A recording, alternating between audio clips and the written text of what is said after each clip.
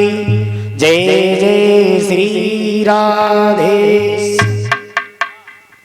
आदरणीय उपस्थित हमारी सभी श्रोता बंधुओं, पंडाल में विराजमान सभी भक्तगण, लता पता में वास करने वाले देवी देवता, मंचासीन देवं देवगणाएं, अर्चनी मंदनी प्रातस्मणि पूज पार श्री सतगुरुदेव भगवान श्री काशी जी महाराज वृंदावन धाम नृत्य, पूजनी संत संत स्वरूपानंद जी महाराज, त्यागी जी महाराज, अन्य हमारे पंडाल में विराजमान सभी संत भगवान, पिता तुल बुजुर्ग, सती सावित्री जैसी पढ़ने वाली इस भूतल पर हमारी मां सकते सभी को इस व्यासपीठ से मेरी तरफ से नमस्कार स्वीकार हो।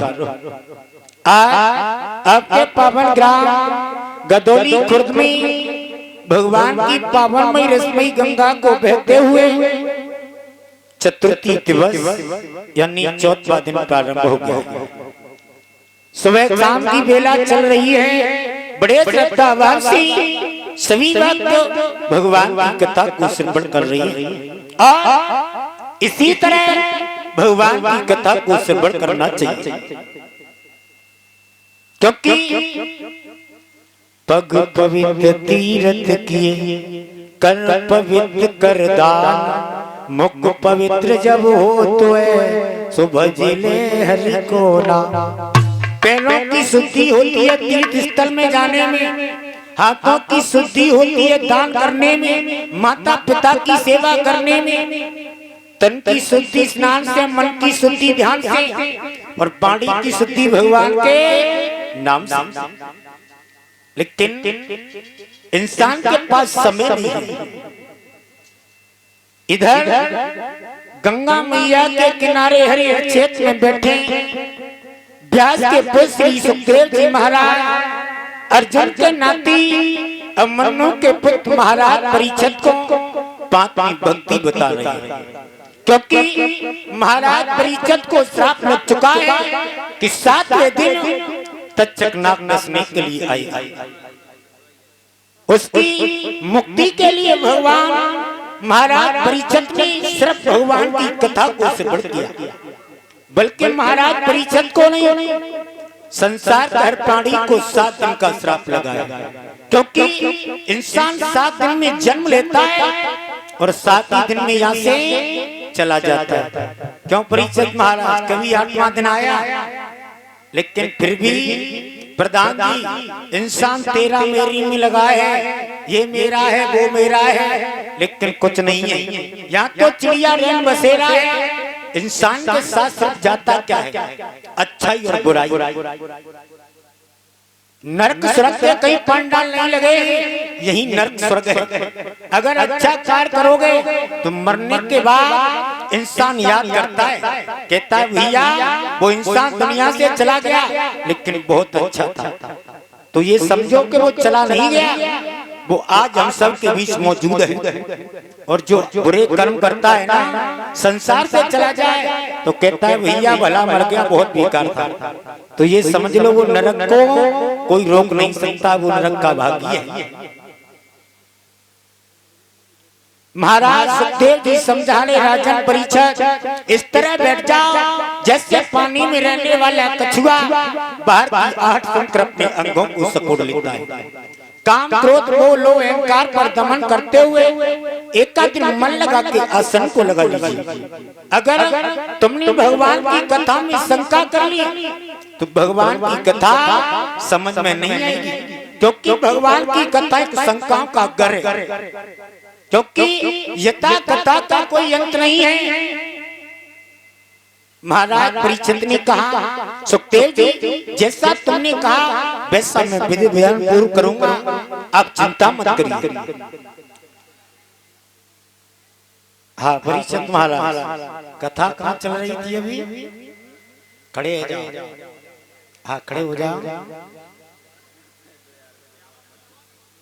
किन्ने पी लो प्यालो।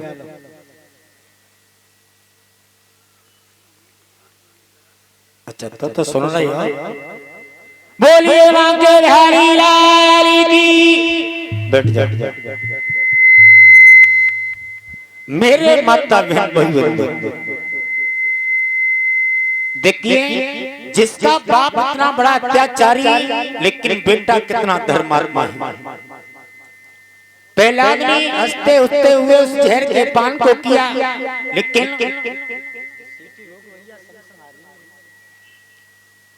लेकिन भगवान ने स्वरक्षा की। तभी तो कहते जाकीरा के साइया ए जी मारी सके ना कोई, बालन बाको करी सके चै जग बैरी हो। क्योंकि जिस पर भगवान की कृपा होती है उसे कोई मारने वाला नहीं होता, क्योंकि भक्त भगवान को बुलाने में देरी करता है लेकिन भगवान आने में कभी देरी नहीं करता है, क्योंकि भगवान तो भाव का भूखा है और जो भाव से भगवान को भज लेता है ना उसका बेड़ा पार हो जाता है। महाराज हिरण्यकश्यप ने निम्न उपाय किए लेकिन कोई उपाय नहीं चला। अंत में आज नगिन तलवार को हाथ में लिया, गरम खंभे को करवाया, का अब देखूंगा तेरा भगवान का है। पहला दस के बोले पिताजी तुमने थोड़ा सा वरदान का प्राप्त कर लिया, तुम तो खुद को भगवान समझ बैठे। मेरा भगवान तो कड़ में सर्वव्यापक है, तुम में भी है, मुझ में भी है, इस तेज तलवार में भी है, इस खंबे में भी है। का तेरा भगवान सब जगह है लेकिन मेरे सामने आता क्यों नहीं है? देखा खम्मा गर्म है। प्रहलाद ने दोनों हाथ जोड़े, का प्रभु अगर खम्भे से मुझे बांध दिया गया तो मेरे प्राण बचने वाले नहीं है। लेकिन भगवान ने जैसे भक्त की आवाज को सुना, आज छोटी सी चींटी का रूप धारण किया और जाके खम्भे पर रहने लगे, नीचे से ऊपर की तरफ जाते हैं। प्रहलाद की दृष्टि पड़ी, प्रहलाद ने मन में विचार किया, भला चींटी का कुछ नहीं बिगड़ रहा है तो मेरा क्या बिगड़ सकता है। आज नगिन तलवार हाथ में एकदम तड़ की आवाज हुई, देखा एकदम जोर से खप बटा, उसमें से भगवान नरसिंह प्रकट हुए। बोलिए नरसिंह भगवान की।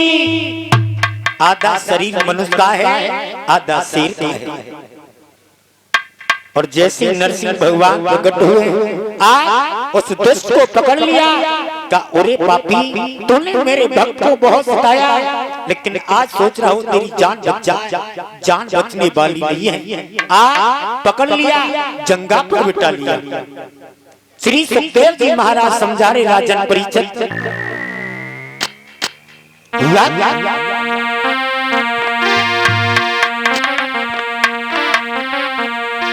आरे कम पारी नरसिंह रूप धरी, प्रभु ने दर्शन दियो।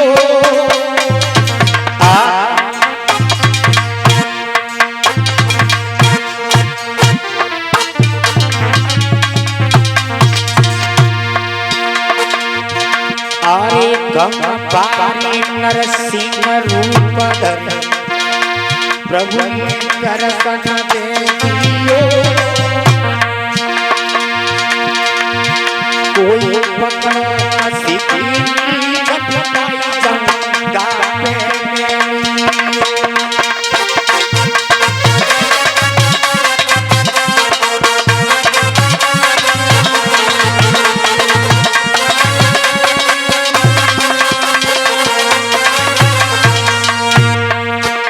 आज नरसिंह भगवान ने हिरण्यकश्यप को पकड़ लिया, पकड़ के जंगा पर बिठा लिया। हिरण्यकश्यप कहने लगा, प्रभु तुम मुझे मार नहीं सकते, क्योंकि हमने ब्रह्मा जी से वरदान प्राप्त किए हैं। अगर तुम हमें मारोगे तो ब्रह्मा जी की आन टूट जाएगी। भगवान कहने लगे, वरदानों को याद कर।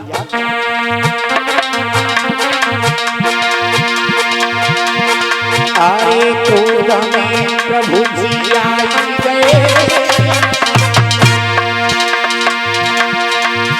और कबई की मुद्रा पापी बना।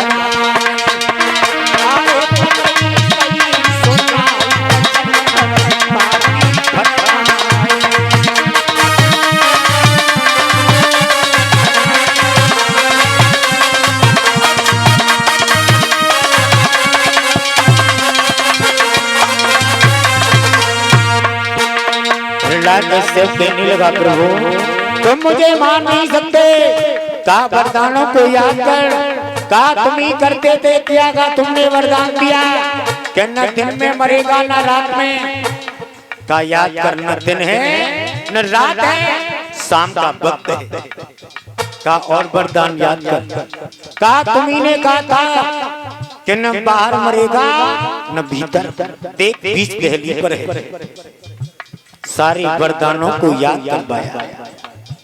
अब तो हिरण्यकश्यप मन में विचार कर रहा है अब जान बचने वाली नहीं है।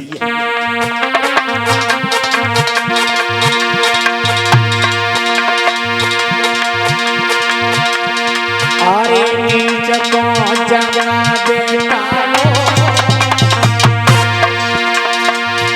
और गयो बीच की भारी नीच को करतो निस्तार।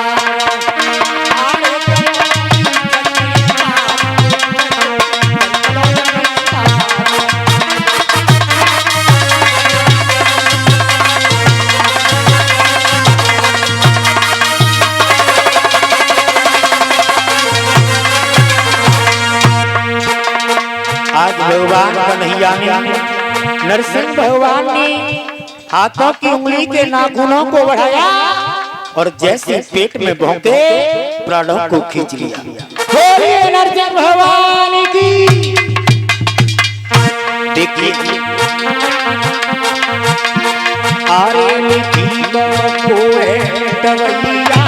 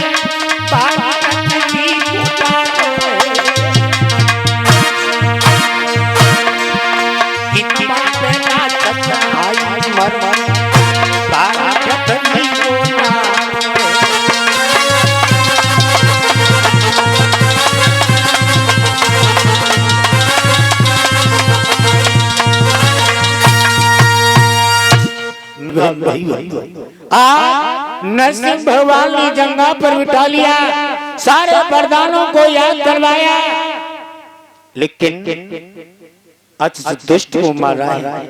देखा तो नरसिंह भगवान क्रोध में, लक्ष्मी मैया खड़ी है, बाबा देव सिंह नारद खड़े हैं,